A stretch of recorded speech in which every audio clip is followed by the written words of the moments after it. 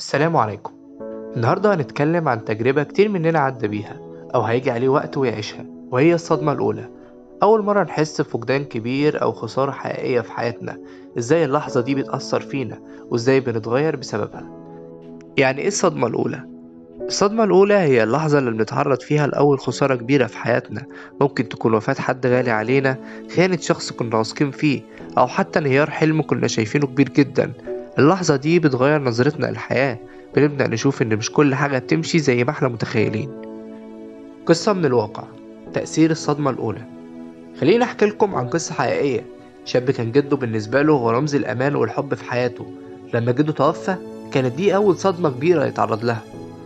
حس إنه فجأة الحياة بقت مختلفة وكل حاجة اتقلبت. دخل في مرحلة صعبة من الحزن والانعزال، حتى إنه اضطر إنه يتعالج نفسيا عشان يعرف يتعامل مع الألم. مع الوقت بدأ يتعلم يتعايش مع الخسارة. لكن الحاجة اللي لاحظناها إنه لما مر بخسارة تانية أكبر زي وفاة والدته، حس إنه بقى أقل تأثير، كأنه خلاص بقى متعود على الألم. إزاي الصدمة الأولى بتأثر فينا؟ الجانب الإيجابي. الصدمة الأولى بتخلينا نكبر ونشوف الحياة بشكل أعمق.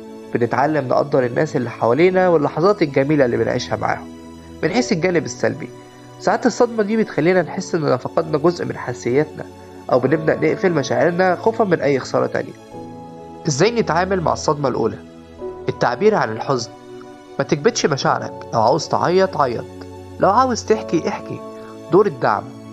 حد يسمعك ويطبطب عليك، سواء من العيلة، الأصحاب، أو حتى متخصص نفسي.